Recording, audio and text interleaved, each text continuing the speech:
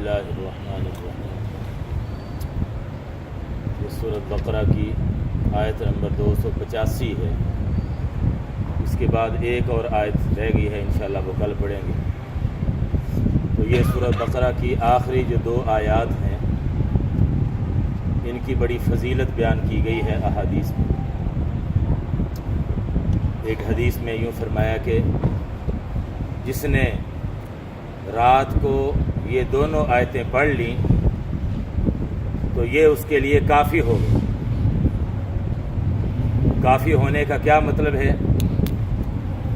علماء نے فرمایا کہ یہ مطلب بھی ہو سکتا ہے کہ ہر قسم کے آفات اور مصیبتوں سے، شرور اور فتنوں سے اس کی حفاظت ہو جائے گی ان دونوں آیتوں کی برکت سے، جس نے رات کو یہ دونوں آیتیں پڑھ لیں۔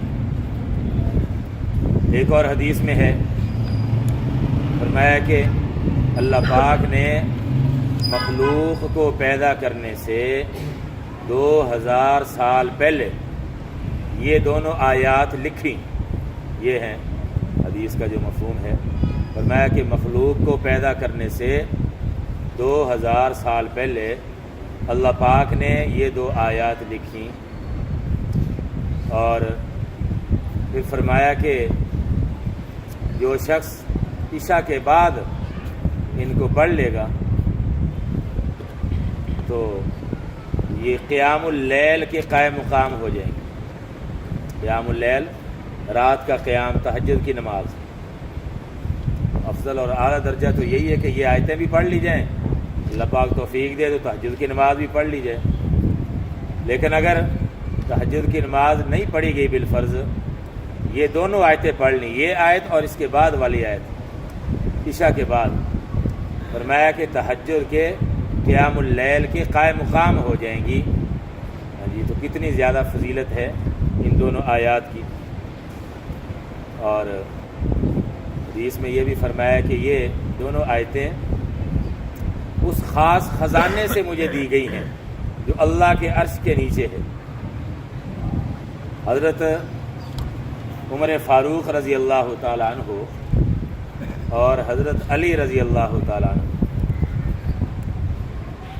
وہ یہ فرمایا کرتے تھے کہ اگر کسی شخص میں کچھ بھی عقل ہو، جس شخص میں کچھ بھی عقل ہو تو وہ رات کو ان دونوں آیتوں کو پڑھے بغیر نہیں سوئے گا۔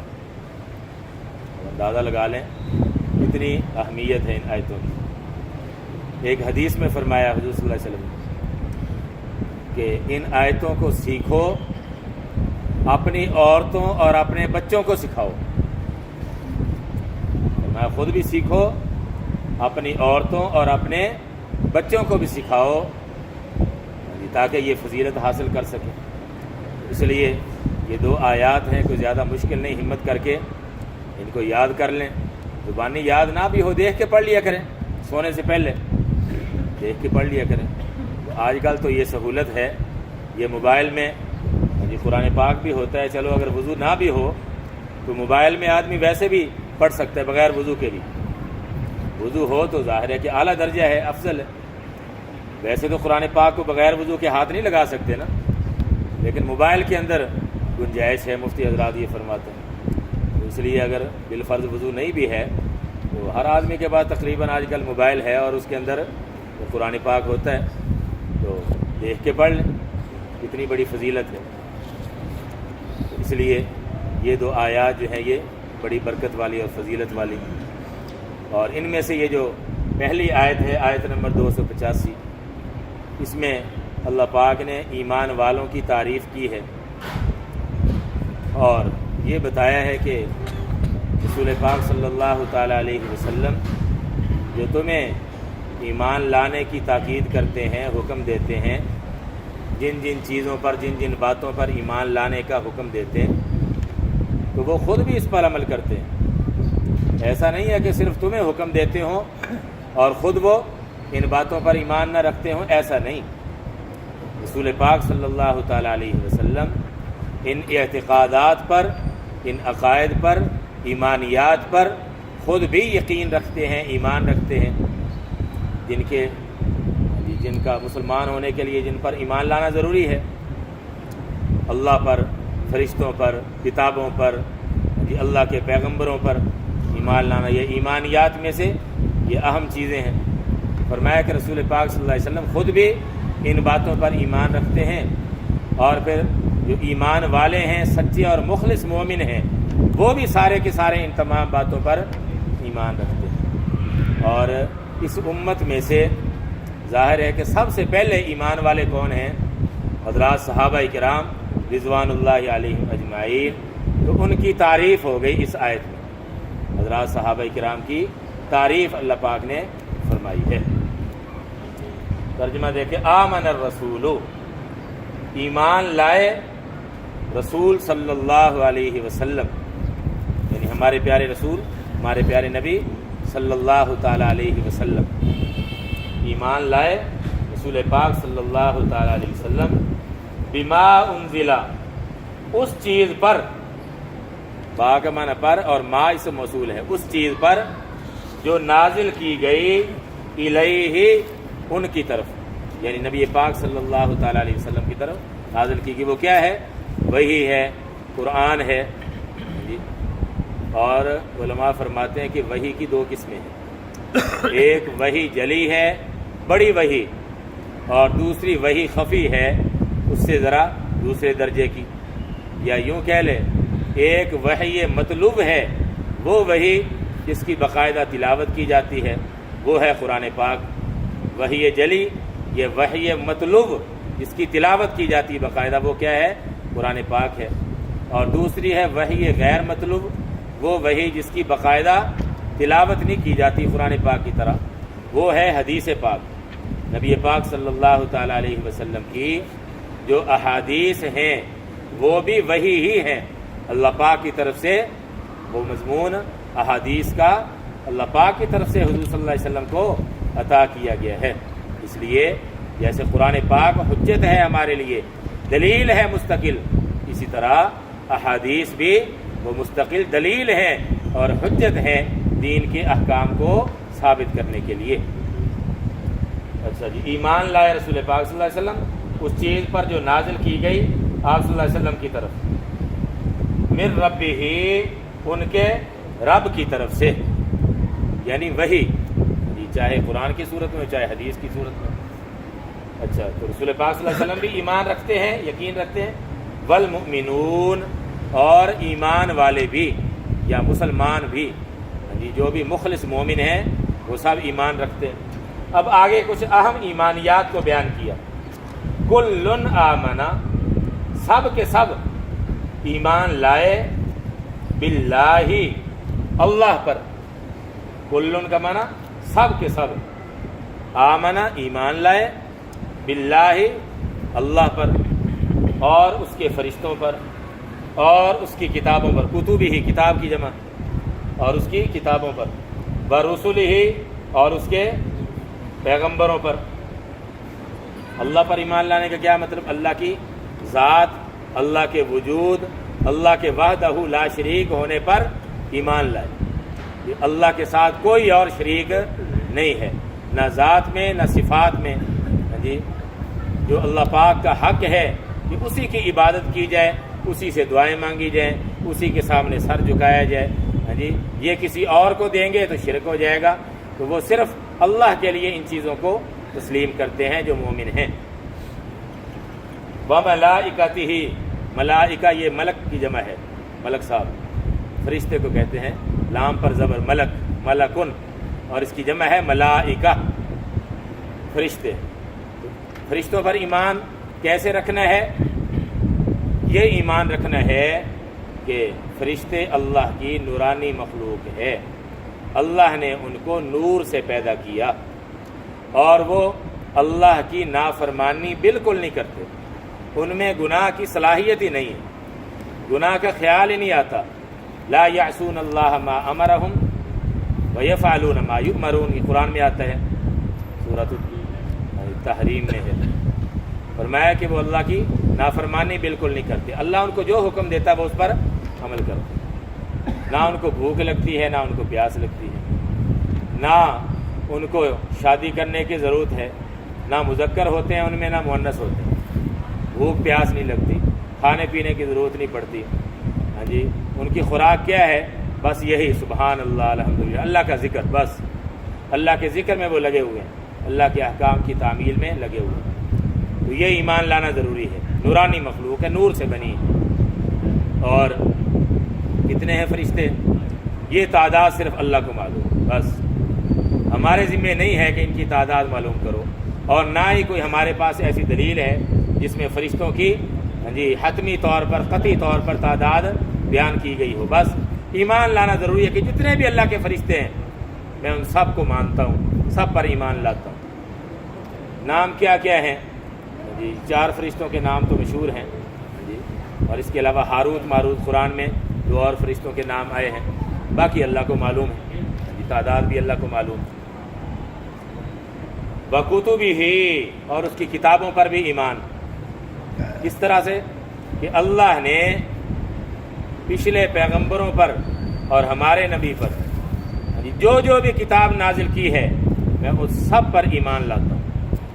کہ ہر نبی کو جو کتاب دی گئی، ہر نبی کو جو صحیفہ دیا گیا، وہ اپنے اپنے زمانے میں برحق تھا، اور اسی پر ایمان لانے اور عمل کرنے میں نجات تھی۔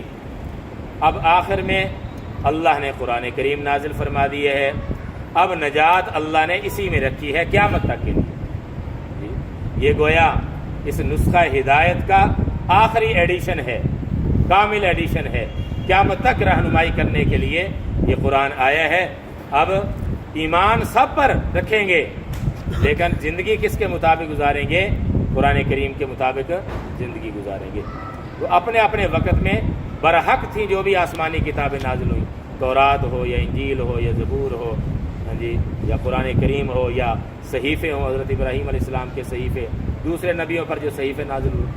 اب کتنی تعداد ہے کل کتابوں کی اور صحیفوں کی؟ یہ بھی ایسی کوئی یقینی دلیل موجود نہیں ہے، نہ قرآن کریم میں نہ حدیث میں 100% یقین کے ساتھ کوئی ایسی روایت نہیں ملتی جس میں تعداد بتائی گئی ہے۔ تو اس لیے بس یوں ہی ایمان رکھنا کافی ہے کہ جتنی بھی اللہ نے کتابیں نازل کی ہیں میں ان سب پر ایمان رکھتا ہوں، وہ ساری برحق تھی، اگرچہ اب بعد میں لوگوں نے ان میں تحریف کر دی ہے، لیکن جب وہ نازل ہوئی تھی اس وقت وہ برحق تھیں۔ اب وہ محفوظ نہیں رہی، اور اللہ نے حفاظت کا وعدہ بھی نہیں کیا، وہ صرف قرآن کے بارے میں وعدہ کیا ہے، انا نحن نزلنا الذکر وانا لہ لحافظون۔ اللہ نے قرآن کی حفاظت کی ذمہ داری لی ہے، کسی اور کتاب کی حفاظت کی ذمہ داری اللہ نے لی ہی نہیں ہے۔ ورسلہ، اور اس کے پیغمبروں پر میں ایمان رکھتا ہوں۔ ہر ایک مومن، نبی بھی اور ایمان والے بھی ان پر ایمان رکھتے ہیں۔ جتنے بھی پیغمبر اللہ نے بھیجے، کتنے پیغمبر بھیجے اللہ نے، کتنے نبی بھیجے؟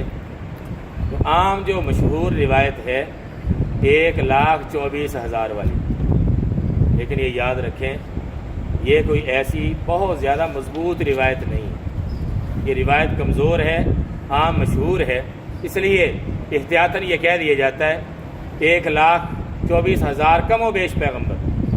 مطلب یہ کہ اللہ نے جتنے بھی نبی بھیجے میں ان سب پر ایمان رکھتا ہوں، وہ سارے سچے تھے، سب نے اپنی اپنی ذمہ داری صحیح اپنے اپنے وقت میں ادا کی ہے، اور سارے نبی کامیاب ہو کے دنیا سے گئے۔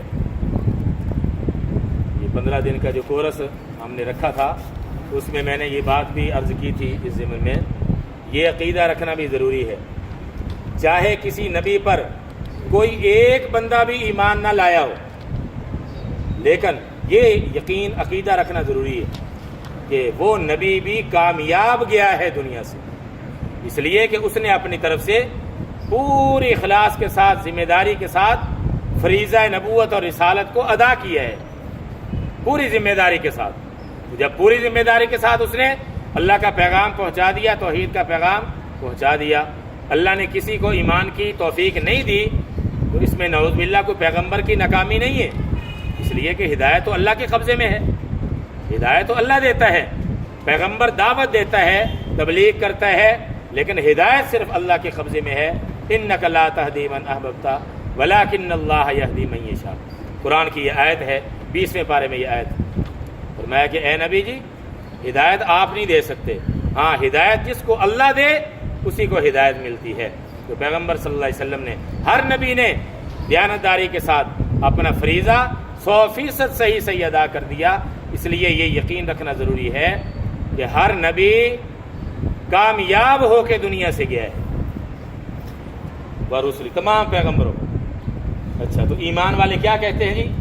لا نفرق بین احد من رسلی، ہم نہیں تفریق کرتے، نہیں جدائی ڈالتے بین احد من رسلی، اس کے پیغمبروں میں سے کسی کے درمیان. لا نفرق یہ تفریق سے ہے. تفریق کا معنی جدائی ڈالنا، فرق کرنا. کیا مطلب؟ ہم اس طرح سے فرق نہیں ڈالتے کہ کسی نبی پر ایمان لے آئیں اور کسی پر ایمان نہ لائیں. نا نا نا نا، مومن کی یہ ذمہ داری ہے سارے پیغمبروں پر ایمان رکھیں. ہم یہودیوں کی طرح بھی نہیں ہیں جنہوں نے حضرت عیسیٰ علیہ السلام کا انکار کیا. حضرت موسیٰ علیہ السلام پر تو ایمان لانے کا دعویٰ کیا، لیکن یہودیوں نے حضرت عیسیٰ علیہ السلام کا ان کو نبی نہیں مانا. بلکہ اگلی بات انتہائی گستاخی، نعوذ باللہ، انہوں نے تو حلال زیادہ ماننے سے بھی انکار کر دیا حضرت عیسیٰ علیہ السلام کے بارے میں. ایمان تو کیا لانا تھا. اور عیسائیوں نے کیا کیا؟ حضرت عیسیٰ علیہ السلام پر تو ایمان لائے لیکن ہمارے نبی صلی اللہ علیہ وسلم پر ایمان نہیں لائے. لیکن ہم ایسا نہیں کریں گے. ہمارا دین، ہمارا اسلام تعصب نہیں سکھاتا، ضد اور عناد نہیں سکھاتا.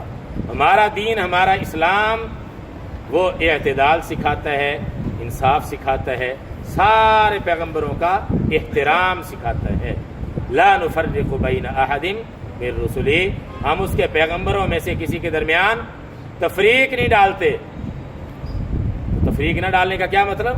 ایسا نہیں کرتے کہ کسی پر ایمان لائیں اور کسی پر ایمان نہ لائیں. نہیں، ایمان سب پر لائیں گے کہ ہر نبی جو اللہ نے بھیجا وہ برحق تھا اور کامیاب دنیا سے گیا. میں سب پر ایمان لاتا ہوں.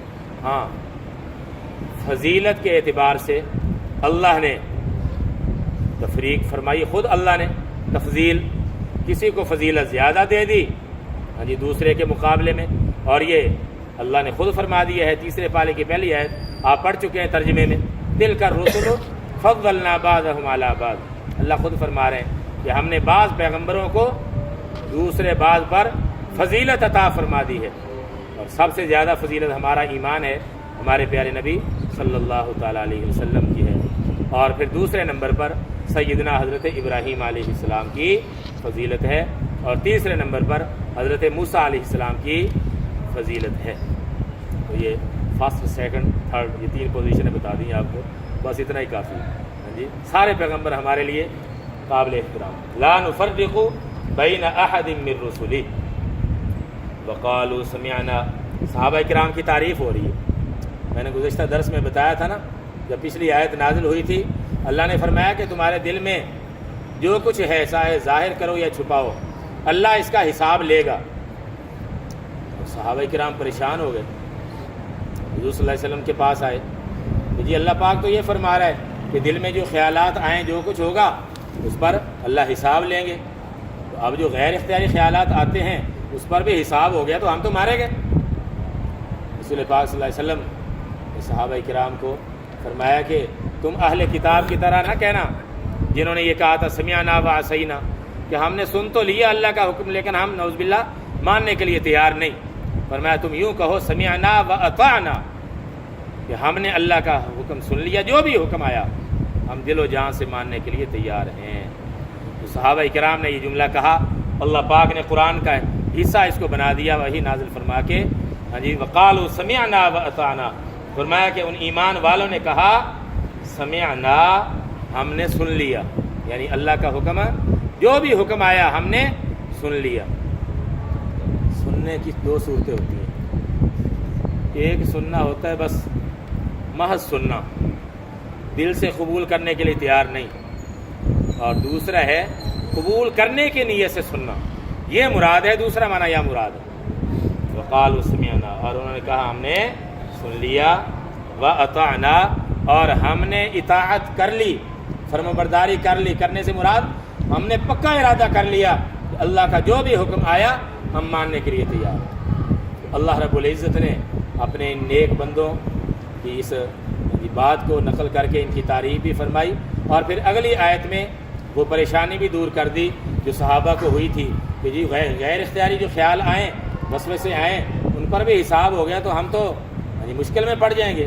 اللہ پاک نے اگلی آیت میں بتا دیا کہ نہیں پریشان نہ ہو، جو غیر اختیاری ہے نا خیالات، اللہ اس پر پکڑ نہیں فرمائے گا۔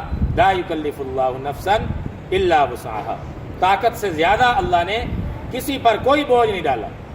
شریعت کے جتنے بھی احکام ہیں اللہ نے انسان کی کمزوریوں کو پیش نظر رکھ کے یہ احکام دیے، اس لیے کہا جاتا ہے یہ دین فطرت ہے، انسان کی فطری کمزوریوں کو مد نظر رکھ کے اللہ پاک نے احکام دیے ہیں۔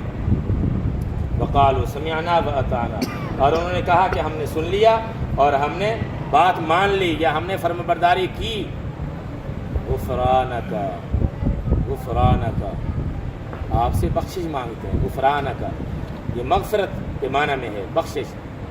غفرانک آپ کی بخشش، اس سے پہلے ایک فعل چھپا ہوا ہے، جی نسألک غفرانک، کہ اے اللہ ہم آپ سے آپ کی بخشش مانگتے ہیں۔ یہ میں کئی دفعہ بتا چکا ہوں، یہ عربی زبان کا اور قرآن کریم کا یہ اسلوب ہے، کئی الفاظ چھپے ہوتے ہیں، کئی چھپے ہوتے ہیں، ہاں جی، تو سیاق و سباق کو دیکھ کر سمجھ آ جاتی ہے، جس کو مناسبت ہو جائے قرآن کریم کی تفسیر سے تو وہ یہ سمجھ جاتا ہے بات۔ غفرانک ہم مانگتے ہیں آپ کی بخشش، مطلب یہ ہے کہ جو بھی کمی کوتاہی ہم سے ہو جاتی ہے، اے اللہ انسان ہے، غلطی ہو جاتی ہے، تو آپ کی مغفرت کے ہم محتاج ہیں۔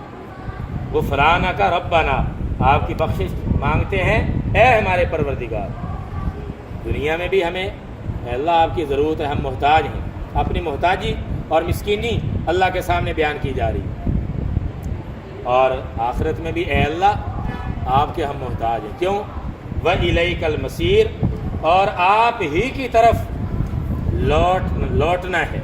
مسیر کا معنی لوٹنا یا لوٹ کر جانا، یعنی آخرت میں بھی آپ کی عدالت میں پیش ہونا ہے۔ جائیں گے تو کہاں جائیں گے، ہم کہیں نہیں بھاگ سکتے، اے اللہ آپ ہی کی عدالت میں ہم نے پیش ہونا ہے، اس لیے آپ معاف فرما دیں، پھر ہی ہمارا بیڑا پار ہو سکتا ہے، ہم کامیابی حاصل کر سکتے ہیں، اس کے علاوہ نہیں۔ وَإِلَيْكَ الْمَصِيرُ، یہ جو ہے نا الیک آپ کی طرف، یہ الہ حرف جر ہے، اگر یہ لفظ آتا بعد میں والمصیر الیک، پھر اس میں اتنا زور نہ ہوتا، جیسے میں نے پچھلے درس میں بتایا تھا نا للہ پہلے لائے ہیں زور پیدا کرنے کے لیے، یہ بھی ایسے ہی، اگر پہلے آیا تھا نا والمصیر الیک، پھر ترجمہ ہوتا سادہ اور لوٹنا آپ کی طرف ہے، لیکن الیک پہلے لے آئے، یہ اس میں زور پیدا کرنے کے لیے۔ کیا ترجمہ؟ وَإِلَيْكَ، اور آپ ہی کی طرف، المصیر لوٹنا ہے، یعنی لوٹ کر جانا ہے، کوئی اور در نہیں، کوئی اور عدالت نہیں، ہاں جی، کہ جہاں ہم جا سکیں اور کوئی فریاد کر سکیں، بس آپ ہی کی عدالت ہوگی اور ہمیں پیش ہونا ہی پڑے گا۔ اے اللہ مہربانی اور بخشش والا معاملہ فرما۔ اللہ پاک سب کو عمل کی توفیق۔ الحمدللہ رب العالمین، والصلاۃ والسلام علی رسول الکریم۔ ربنا آتنا فی الدنیا حسنہ وفی الآخرۃ حسنہ وقنا عذاب النار۔ اے اللہ ہم سب کو کامل ایمان اور اس پر استقامت نصیب فرمائیے۔ اے اللہ صحیح عقائد اور صحیح اعمال کی توفیق عطا فرمائیے۔ اپنے ان نیک اور مقبول اور محبوب بندوں میں ہمیں بھی شامل فرمائیے۔ اے اللہ اپنے نیک مقبول اور محبوب بندوں میں ہمیں بھی شامل فرمائیے۔ اے اللہ ہم سے راضی ہو جائیے، اے اللہ ہم سے راضی ہو جائیے، اپنے رضا والے کاموں کی توفیق عطا فرمائیے۔ صلی اللہ تعالی علی خیر خلقہ محمد وآلہ واصحابہ اجمعین، آمین برحمتک یا رب۔